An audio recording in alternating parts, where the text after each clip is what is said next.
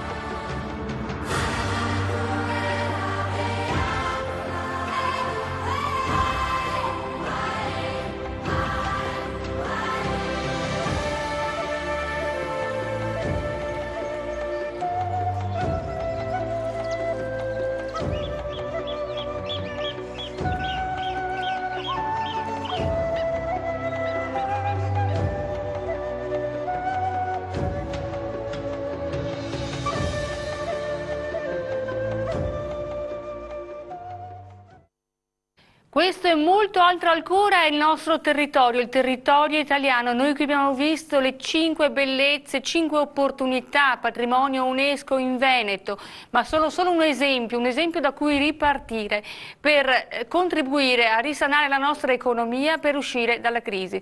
Questa sera gli ospiti con noi, Flavio Furlani, Presidente CIA Veneto. Buonasera Presidente, benvenuto, la ringrazio. Questa sera da questo contributo intanto sicuramente ci si emoziona da vedere le bellezze di questo nostro territorio che dobbiamo riuscire a valorizzare per un turismo italiano e per proporle a quei milioni di persone che sono attese per appunto l'Expo che ha inizio questa sera appunto a Milano.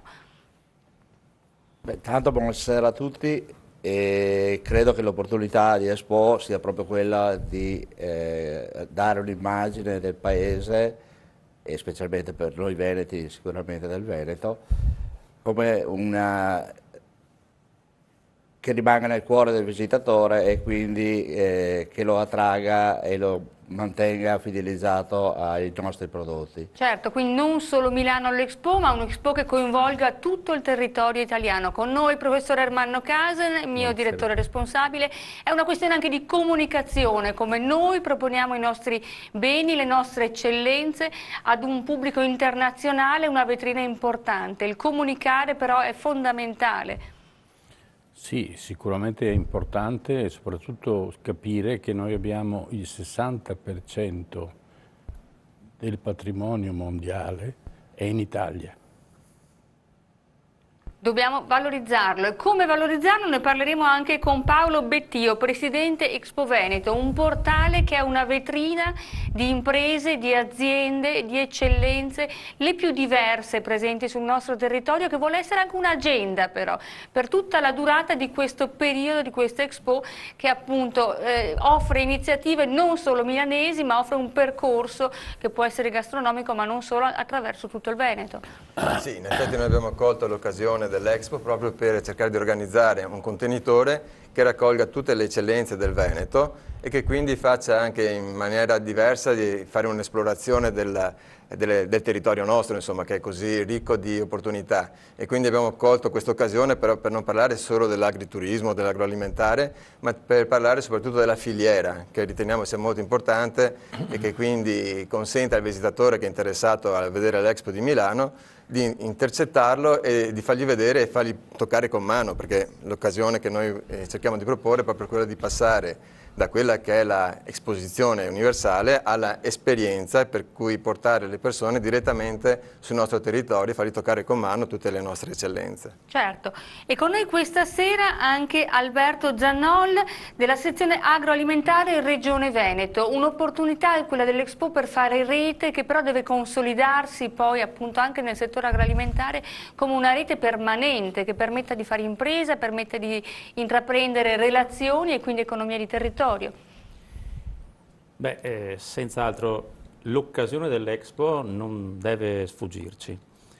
Noi stiamo facendo un lavoro importante, riteniamo, perché vogliamo fare in modo che non sia solo un'occasione per visitare il Veneto e per fare in modo di far conoscere il Veneto, ma sia anche un'occasione per i nostri imprenditori per far sì di farsi conoscere al di fuori e di creare appunto quella rete di rapporti e di relazioni anche internazionali e soprattutto internazionali che consentano di migliorare le loro performance dal punto di vista anche ovviamente economico e remunerativo. Certo, e questa sera ne parleremo anche con Coldiretti Veneto, il presidente dell'associazione Terra Nostra, che ci ha portato anche dei prodotti tipici del nostro territorio. Alle mie spalle vedete ci sono insalate, ci sono farine, ci sono prodotti alimentari, ma non solo, poi vedremo anche imprese che fanno scarpe, perché comunque l'eccellenza la si può misurare un po' a 360 gradi nel nostro territorio.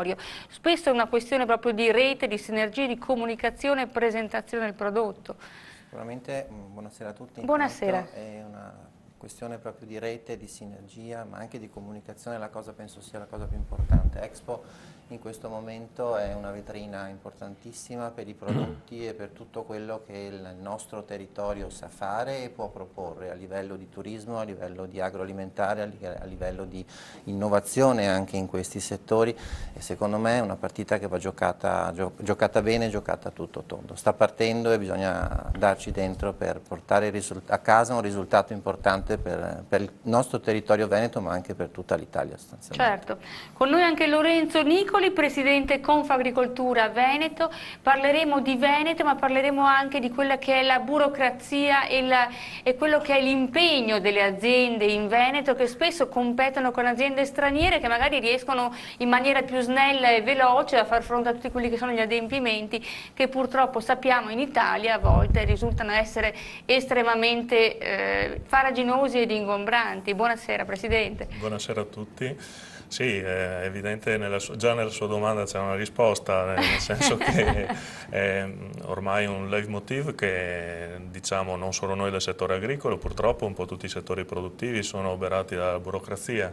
Ci dispiace constatare che nonostante le buone intenzioni, i buoni propositi di tutti coloro che si sono succeduti agli organi decisionali, che tutti si sono impegnati a parole a ridurre la burocrazia, poi nei fatti questo non è successo. Abbiamo visto anche l'ultima riforma che stiamo per applicare, l'ultima riforma della politica agricola comunitaria, che aveva proprio come obiettivo quello di ridurre il carico burocratico, di semplificare le procedure, un obiettivo sicuramente non centrato. E buonasera Presidente anche lei, quindi parliamo poi con Francesco Miggiani, responsabile relazioni istituzionali Acque Venezia 2015, un'inaugurazione importante, atteso il Presidente Renzi domenica, per un padiglione che sicuramente avrà molto da offrire al territorio veneto, ma non solo, perché l'agenda sarà sicuramente di tutto rilievo e l'affluenza potrà essere anche da extra regione, diciamo è un secondo Expo tutto veneziano. Sì, assolutamente, noi siamo una delle poche manifestazioni collaterali di Expo Milano. La nostra storia è cominciata un paio d'anni fa, quando abbiamo deciso che per uscire dalla crisi sia necessario investire. Questo è un nostro forte convincimento. E a partire da questo abbiamo pensato di realizzare un padiglione polifunzionale disegnato dall'architetto Michele De Lucchi alla Porta di Venezia, assolutamente sulla laguna, e il padiglione vuole essere un punto di incontro per lo sviluppo economico, sociale e culturale del nostro territorio. Il tema 2015 è il tema dell'acqua. E Venezia direi che è assolutamente perfetta in questo senso. Proprio così. Domenica sarà un appuntamento importante, atteso Renzi, dicevamo, ma è un po' un'inaugurazione di un programma ricco di incontri culturali e non solo. Assolutamente, incontri culturali, incontri scientifici, incontri di natura economica. Ecco, siamo molto onorati dalla presenza del Presidente Renzi, ci saranno insieme a lui 2 ministri e alcuni sottosegretari e soprattutto ci sarà la popolazione del nord-est insieme a noi e questa è la cosa che ci rende più orgogliosi. È una ripartenza quindi che parte dal territorio, questa nuova economia che deve partire dal territorio, forse attraverso queste iniziative possono trovare sicuramente sbocco. Con noi questa sera anche Antonio Corsano, Presidente dell'Associazione Riesco, un'associazione nuova però un'associazione importante perché punta sull'alimentazione come fondamento, anche un nuovo stile di vita, un po' per prevenire e quindi in questo contesto diciamo di economia ed alimentazione direi che è assolutamente calzante questa filosofia quasi di vita. Associazione culturale chiaramente che è nata a Padova e come intento principale è quello di promuovere la corretta alimentazione. E non solo, diceva anche lo stile di vita è fondamentale perché diciamo, la globalizzazione in qualche modo ha inciso, no, sulla materia prima e quindi diciamo, i consumatori hanno una necessità di avere maggiore chiarezza e maggiore informazione per come fare delle scelte corrette e consapevoli dal punto di vista alimentare. Noi abbiamo diciamo, il nostro obiettivo principale è quello di avvicinare i consumatori ai produttori perché effettivamente in questo modo possono avere una più diretta presa visione diciamo, della qualità dei prodotti italiani, dei prodotti del Veneto e quindi portare a una diciamo, consapevole scelta dal punto di vista alimentare. Certo. Un altro aspetto molto importante è quello che ci rivolgiamo alle scuole perché questo tipo di informazione deve soprattutto essere seminata nelle scuole già di primo e secondo livello abbiamo già iniziato da questo punto di vista direi con il coinvolgimento anche dei genitori e questo ci ha dato già dei buoni risultati. Certo, quindi partire da piccoli. E poi non potevamo non parlare di vini, perché se parliamo di Veneto, di vino, assolutamente il cuore, il centro del Veneto. Abbiamo con noi l'AIS Padova. Buonasera ad Alberto Romanati. Parleremo anche di un appuntamento a breve, perché Expo Milano in Veneto, quando si parla di vini, passa attraverso anche l'AIS con un appuntamento a brevissimo il prossimo weekend, se non sbaglio. Sì, saremo a Bagnoli di Sopra, a Villa Widman, Associazione Italiana Sommelier. Le chiedo il microfono perché mi tirano le orecchie dalla regia, altrimenti... Eccoci qua, prego. Niente, io sono Alberto Romanato, come lei ha detto, delegato AIS Padova. Stiamo organizzando Wine Experience il 10 maggio a Bagnoli di Sopra, a Villa Widman. Proprio... Cosa potremo degustare? Allora, tutte le eccellenze italiane, diciamo l'Italia nel bicchiere. L'Italia nel bicchiere. Farsi accompagnare quindi perché non si guida dopo un'esperienza del genere. Ma io credo che il nostro senso sia quello di degustare, non di bere. Ma se sono tanti dopo... Vabbè, ma questo sì. Bene, continuiamo con noi questa sera. Abbiamo Moreno Ferrari, Consorzio Terre Nostre Veneto. Buonasera Moreno, sempre microfonato, grazie. Parlando di prodotti tipici, è già acceso? Sì, siamo qui anche però per segnalare delle anomalie. Noi abbiamo scritto, abbiamo fatto delle petizioni al Parlamento europeo segnalando ad esempio nella zona di Rovigo dove c'è un consorzio importante a livello europeo che è l'IGP Insalata di Lusia dove, che riguarda 10 comuni e abbiamo segnalato questa cosa dove continuano a far sorgere impianti inquinanti. Ora, secondo quello che ci dicono i più grandi esperti per il discorso delle nanoparticelle eccetera, abbiamo visto che è importante mangiare le verdure per i bambini e gli ortaggi, però questa cosa devono essere verdure sane e il Parlamento europeo ci ha dato ragione e ha aperto un'indagine, poi magari ne parliamo con più calma. Certo, mi dici quali sono i prodotti tipici della vostra zona? Abbiamo portato delle insalate perché ci sono altri comitati con me. E abbiamo portato le insalate di Lusia, insalata cappuccio, insalata gentile che sono là, abbiamo portato il cappuccio che è un'altra eccellenza, cavolo e cavolo cappuccio di Castagnaro dove vogliono fare un altro insediamento, un grosso insediamento inquinante e abbiamo portato il grana padano che è un'altra eccellenza della zona più alta del Polesine, cioè a Bergantino, che in questi giorni è salito alla ribalta della cronaca per il discorso della grande discarica di amianto che anche lì si vuole insediare. È partito agguerrito lei, No, subito. io sono partito, ho detto come stanno le cose. Come stanno le cose? Bene, continueremo a parlarne anche dopo perché appunto conoscere da dove vengono i prodotti è sicuramente importante. Un territorio sano produce sicuramente prodotti sani e adeguati a quelle che sono le esigenze nostre, dei nostri figli, delle nostre famiglie. Cominciamo a parlare di prodotti. Vediamo il primo contributo dalle terre del Soave, parliamo di vino.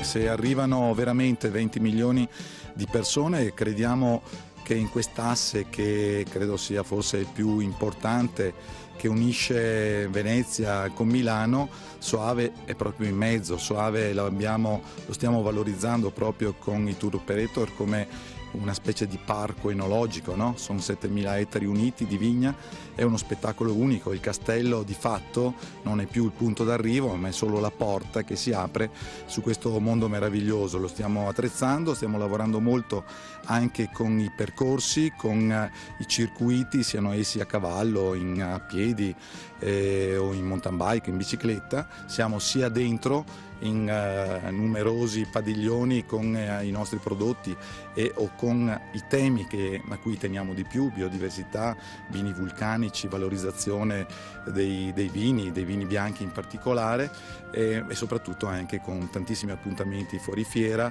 Una grande botte, un progetto innovativo che servirà appunto per accogliere i nuovi clienti. Certo, mi sono trovato davanti a capire come risolvere questa mia diversità per contraddistinguermi nella mia denominazione del Soave. Quindi abbiamo voluto puntare sul progetto architettonico. Un'enorme botte dove appunto accoglierò i miei amici clienti e gli ospiti che saranno visitatori prima dell'Expo e poi successivamente i visitatori anche qui a Verona nel Soave della mia azienda. Quindi una serie di incontri piccanti, si può dire così, che partiranno l'8 maggio. Esattamente. Cercheremo di promuovere questa nostra struttura con delle situazioni molto particolari. La prima sarà Eros e Vino, dedicato appunto alla comunicazione del vino in un modo diverso di quello che è stato sempre fino ad oggi comunicato. Diciamo che è un'esposizione che ci aspettavamo da tempo, quindi abbiamo preparato senz'altro tutti nel loro mondo del lavoro, però dovremo portarlo avanti, quindi queste non devono essere solo promesse, ma grande mantenimento delle nostre parole.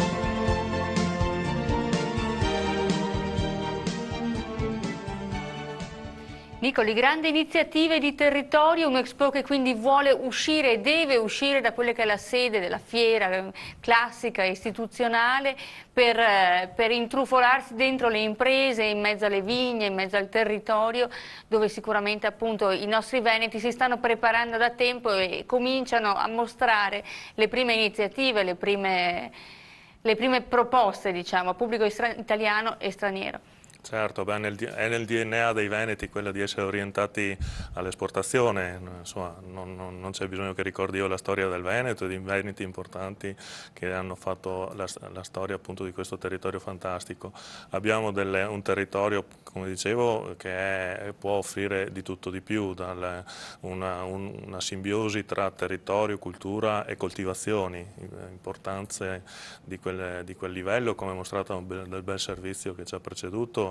Soave, ma moltissime altre realtà vitivinicole, ma anche altre coltivazioni, altre zone, pensiamo al Delta, pensiamo alla Laguna di Venezia, alla zona del Prosecco, c'è l'imbarazzo della scelta. Assolutamente.